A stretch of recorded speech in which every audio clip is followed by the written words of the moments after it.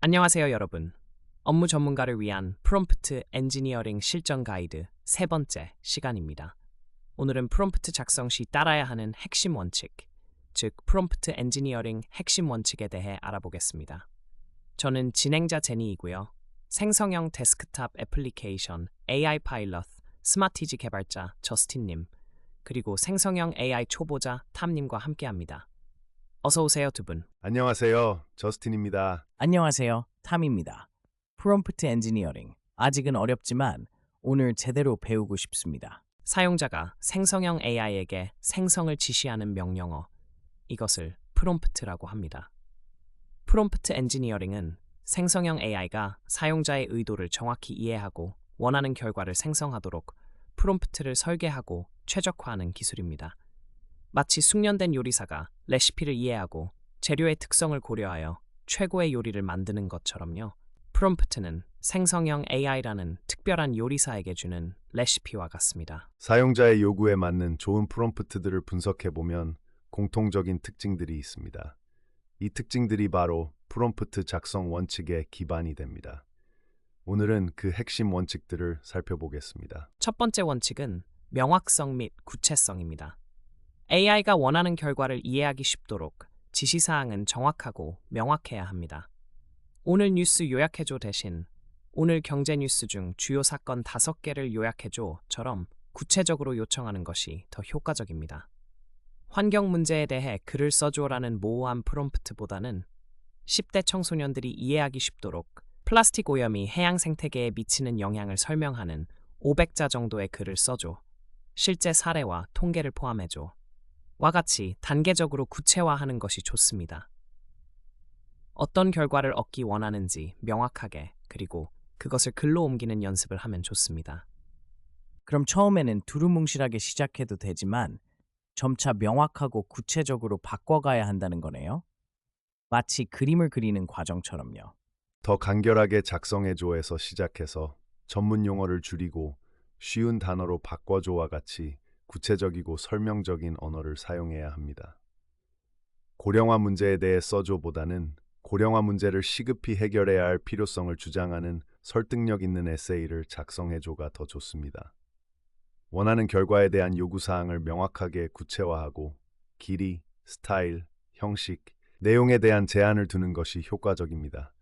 예를 들어 다음 주제에 대해 50단어 이내로 시를 써주세요. 봄, 긍정적인 어조로 제품 리뷰를 작성해주세요. 제이슨 형식으로 정보를 제공해주세요.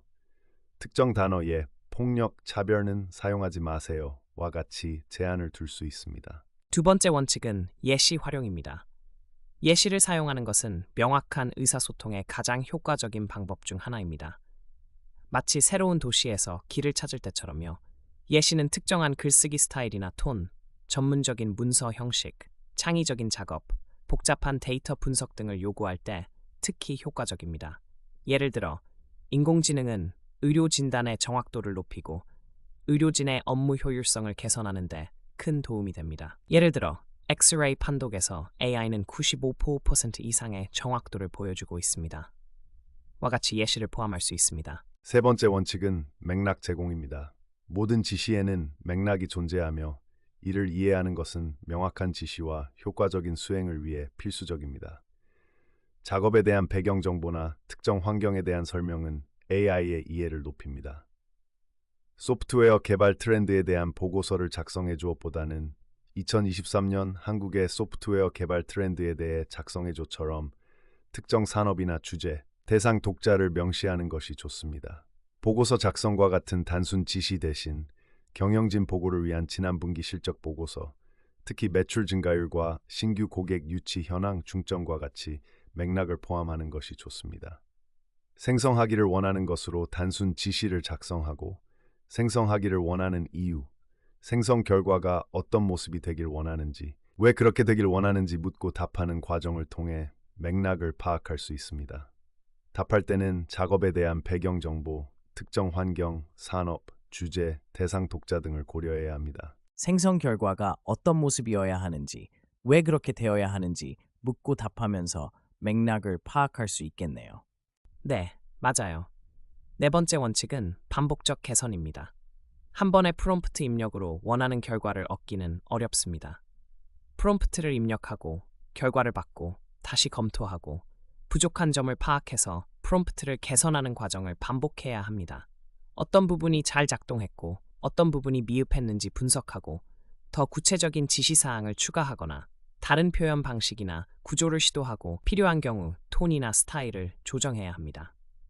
예를 들어 인공지능의 윤리적 문제점에 대해 설명해줘라는 프롬프트에서 자율주행차가 사고 상황에서 마주하는 트롤리 딜레마에 대해 현재 자동차 업계의 접근 방식과 실제 사례를 포함해서 설명해줘와 같이 구체화하는 과정이 필요합니다. 마지막으로 윤리적인 고려도 중요합니다.